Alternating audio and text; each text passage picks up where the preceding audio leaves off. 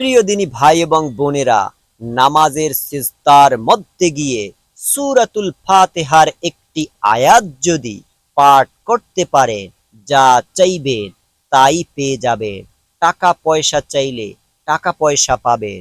মনের যে কোনো আশা পূরণের জন্য আপনি আমলটি করতে পারেন, কারণ সূরাতুল ফাতিহার এই আয়াতটি সম্পর্কে হাদিসের মধ্যে এসেছে।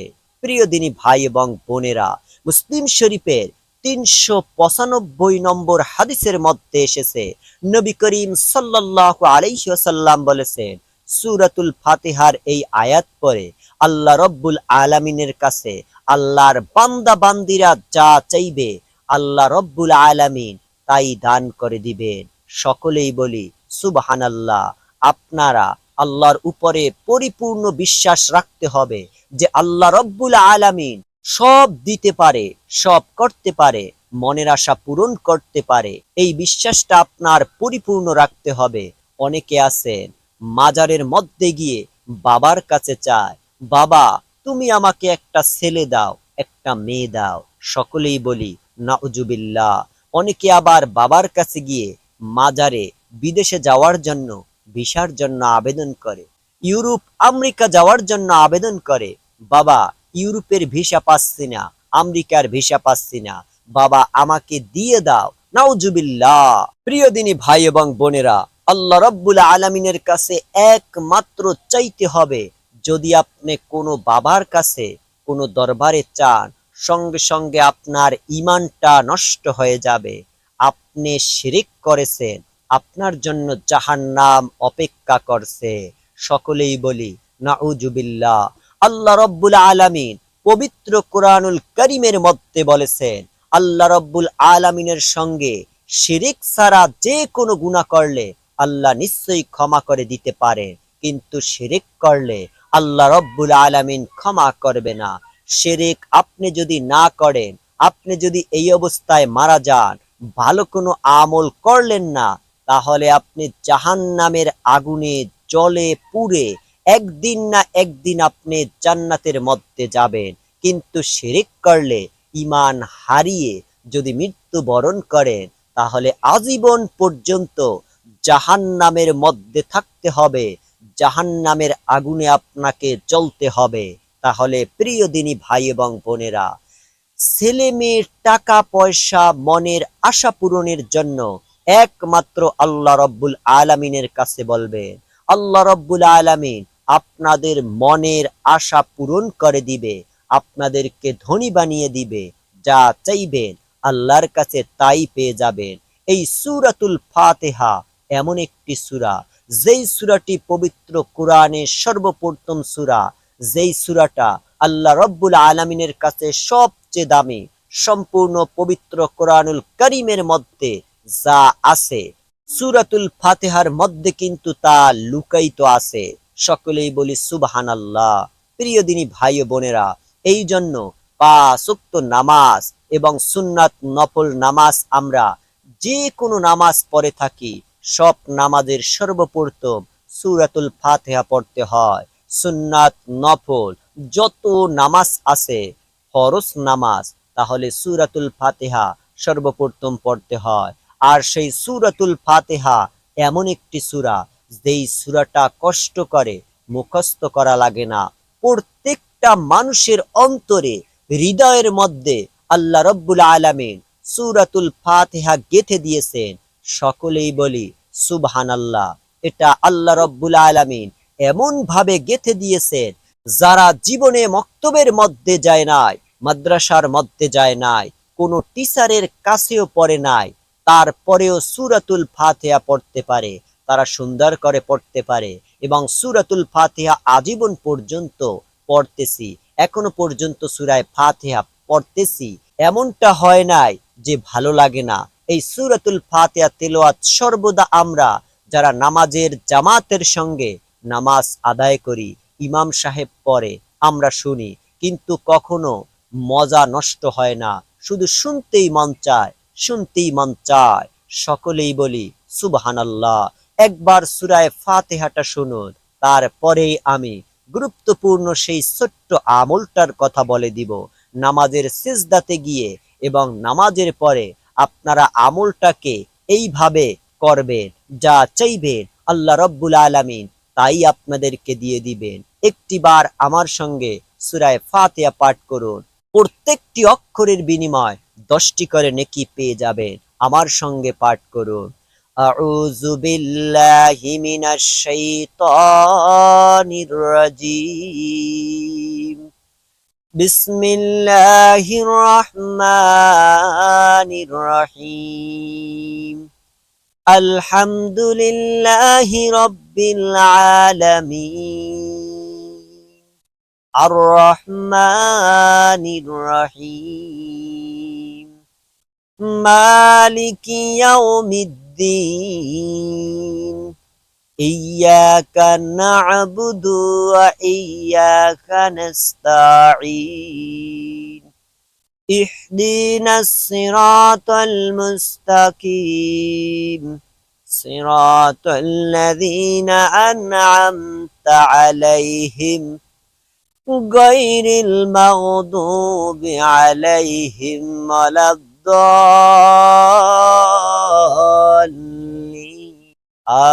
আমিন। পবিত্র কুরআনুল কারীম শুনতে মন চায়, তেলাওয়াত করতে মন চায়। ও মুসলমানেরা, চলুন আমি আপনাদেরকে এখনই বলে দিচ্ছি, আল্লাহর রাসূল যে বলেছেন সূরাতুল ফাতিহার একটি আয়াত পরে আল্লাহর কাছে যা চাইবেন তাই পাবেন। সহিহ মুসলিম শরীফের 395 নম্বর হাদিসের মধ্যে এসেছে।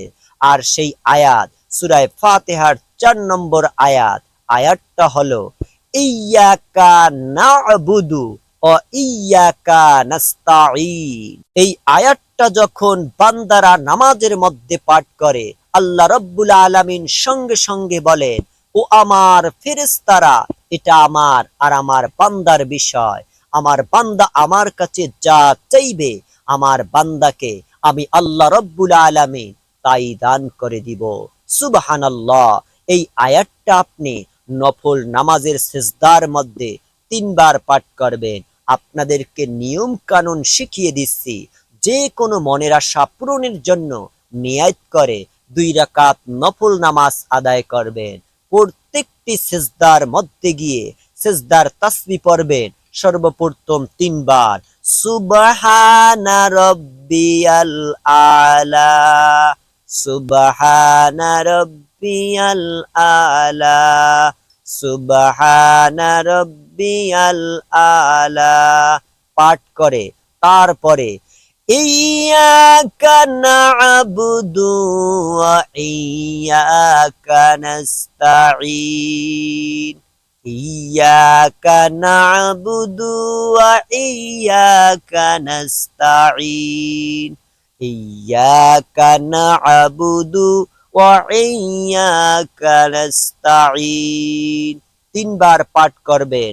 অর্থ হলো ইয়্যাকা না'বুদু ওয়া ইয়্যাকা নাস্তাঈন। ও আল্লাহ, একমাত্র তোমারই ইবাদত করি এবং তোমার কাছে সাহায্য চাই।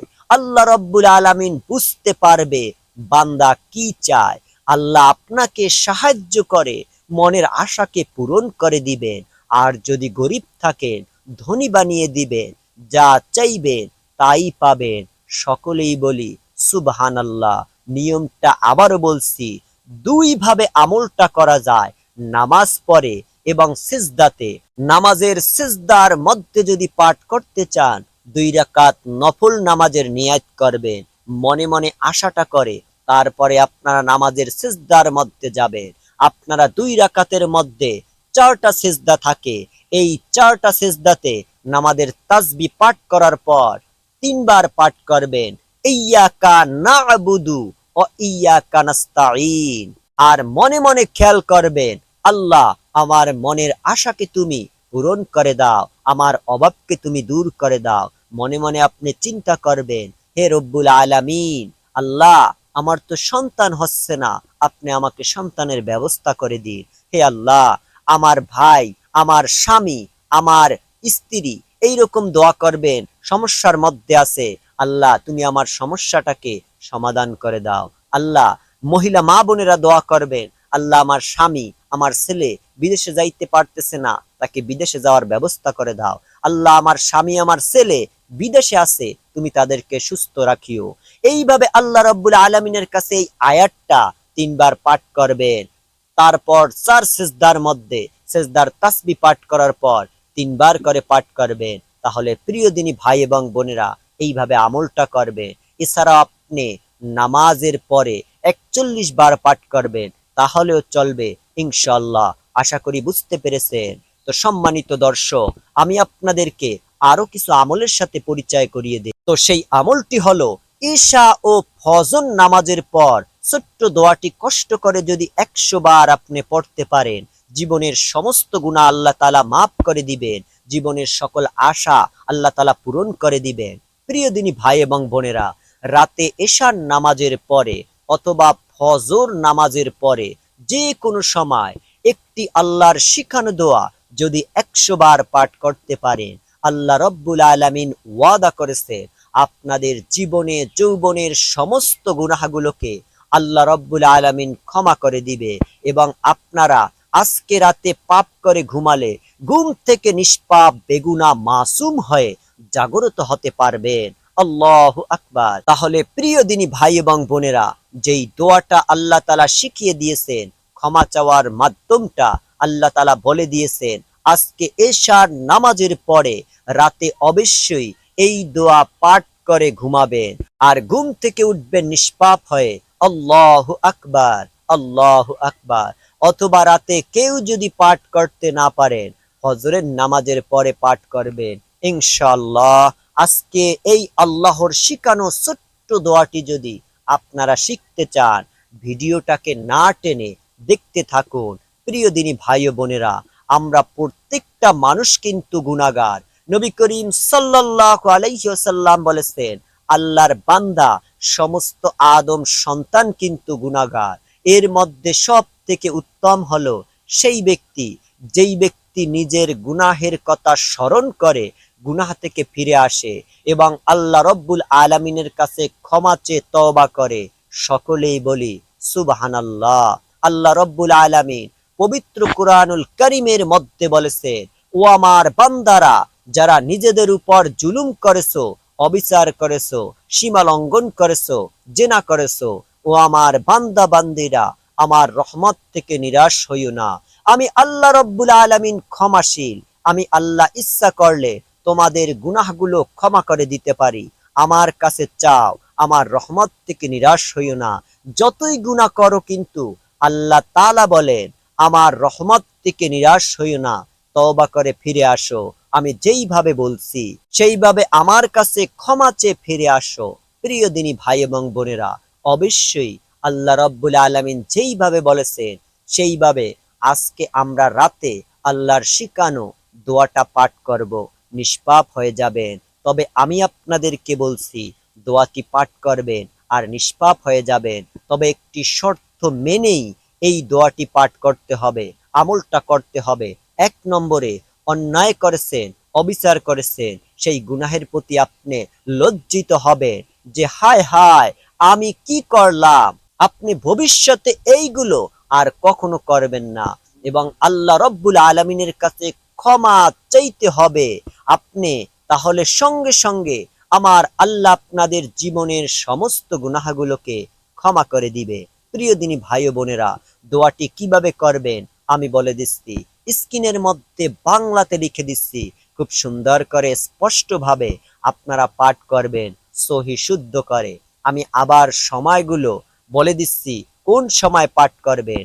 ঈশার নামাজের পরে রাতে অথবা সকালে ফজরের নামাজের পরে, এই 2টি সময়ের মধ্যে আপনি করবেন। যদি পারেন সর্বপ্রথম উজু করবেন, উজু করে পবিত্র একটি জায়গার মধ্যে বসে যাবেন। জায়গার মধ্যে বসে সর্বপ্রথম আপনি 11 বার দুরূদ শরীফ পাঠ করবেন। একবার দুরূদ শরীফ পাঠ করলে যে কত লাভ! দুরূদ শরীফ ছাড়া কিন্তু কোনো আমল কবুল হয় না, আপনিও নিষ্পাপ হতে পারবেন না। দুরূদ পড়তে আমরা চাই না, কৃপণতা করি, অথচ একবার দুরূদ পাঠ করলে 10টি রহমত সঙ্গে সঙ্গে নাজিল হয় আপনার উপর, আমার উপর, এবং আল্লাহর সঙ্গে সঙ্গে 10টা গুনাহ কেটে দেয়, 10টি নেকি আপনাদের আমলনামার মধ্যে আল্লাহ রব্বুল আলামিন লিখে দেন। সকলেই বলি সুবহানাল্লাহ। এবং নবীজির রওজার পাশে ফেরেশতারা নিয়োজিত আছে।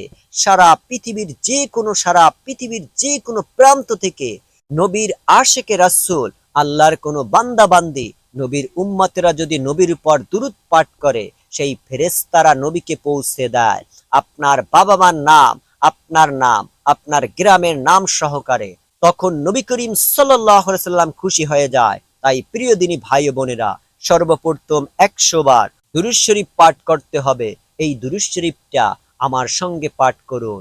আল্লাহুম্মা সাল্লি আলা মুহাম্মাদি ওয়া আলা আলি মুহাম্মাদ, এতটুকু পর্যন্ত। আল্লাহুম্মা সাল্লি আলা মুহাম্মাদি ওয়া আলা আলি মুহাম্মাদ। আল্লাহুম্মা সাল্লি আলা মুহাম্মাদি ওয়া আলা আলি মুহাম্মাদ। আল্লাহুম্মা সাল্লি আলা মুহাম্মাদি ওয়া আলা আলি মুহাম্মাদ। তারপর এইভাবে 100 বার দুরূদ শরীফ পাঠ করবেন। তারপরে আল্লাহ রব্বুল আলামিনের শেখানো পবিত্র কোরআনুল কারীমের দোয়াটি জীবনের গুনাহ মাফ হওয়ার জন্য আপনি 100 বার পর্যন্ত পাঠ করবেন। এইভাবে আমার সঙ্গে সহি শুদ্ধ করে পাঠ করুন এবং স্ক্রিনের মধ্যেও আমি বাংলাতে লিখে দিব, আপনারা দেখে দেখে পাঠ করতে পারেন। এইভাবে পাঠ করবেন। রব্বি ইন্নী যালামতু নাফসি, রব্বি ইন্নী যালামতু নাফসি, রব্বি ইন্নী যালামতু নাফসি। এইভাবে সহি শুদ্ধ করে 100 বার পাঠ করবেন। রব্বি ইন্নী যালামতু নাফসি, রব্বি ইন্নী যালামতু নাফসি, রব্বি ইন্নী যালামতু নাফসি। এইভাবে 100 বার পাঠ করবেন। এরপরে বলবেন, আমি আমার নফসের উপর জুলুম করেছি, ও আল্লাহ আপনি আমাকে ক্ষমা করে দিন, মাফ করে দিন। সকলেই বলি সুবহানাল্লাহ। কত সুন্দর দোয়াটা আপনি পড়বেন এবং আল্লাহর কাছে ক্ষমা চাইলেন। আমার আল্লাহ রব্বুল আলামিন সঙ্গে সঙ্গে আপনাকে নিষ্পাপ করে দিবে। আমার সঙ্গে পাঠ করুন এবং সর্বশেষ 100 বার পাঠ করার পরে আবারও 11 বার দুরূদ শরীফ পাঠ করবেন।